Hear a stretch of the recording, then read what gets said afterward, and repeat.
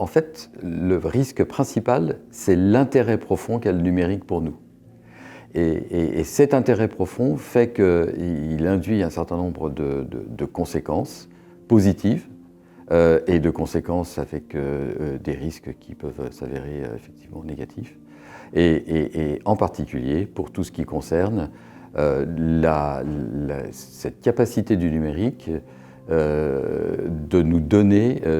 la force de réfléchir plus vite, plus loin, à certains moments plus efficacement, mais aussi peut-être plutôt en biais. Et par conséquent, dans ce contexte-là, les risques, c'est de comprendre qu'est-ce qu'on fait avec le numérique, comment le faire le mieux possible, et réfléchir ensemble à comment s'organiser pour que justement on ait une démarche intéressante, prenant en compte la réalité, et en particulier tout l'intérêt qu'a le numérique, mais aussi toute la difficulté qu'il y a à faire en sorte qu'on respecte profondément l'humain et la société que nous formons globalement.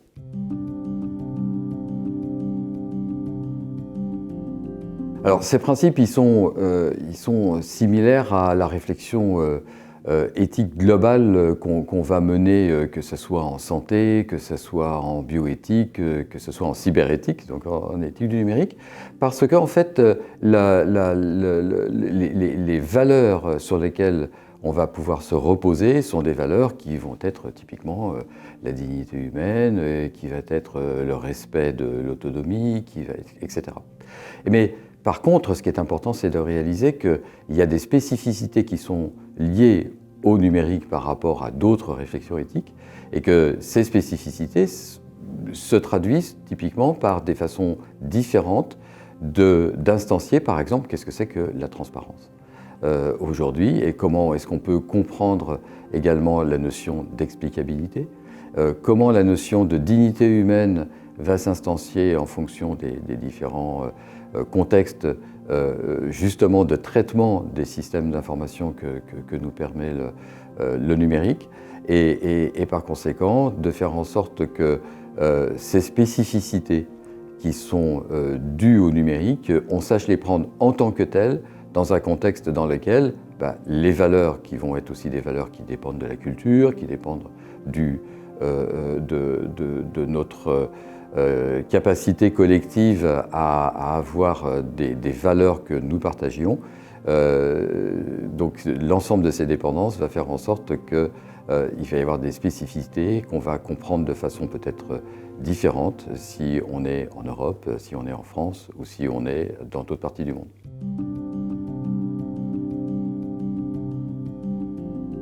Après cette réflexion qu'on a menée dans le Comité national pilote d'éthique du numérique et qui nous amène aujourd'hui à avoir la perspective de mettre en œuvre un comité pérenne, cette pérennité est essentielle. C'est-à-dire que typiquement, ça nous permet d'avoir une entité de référence au niveau national qui permette à la fois de développer une réflexion à visibilité nationale en interne, c'est-à-dire typiquement avec les différents groupes, que ce soit au niveau de l'individu, au niveau de la famille, de l'association, des entreprises en France, mais aussi d'un point de vue international, c'est-à-dire que typiquement ce point de référence nous permette de nous positionner internationalement et donc ce comité national consultatif de réflexion sur l'éthique du numérique qui va se mettre en place comme l'a souhaité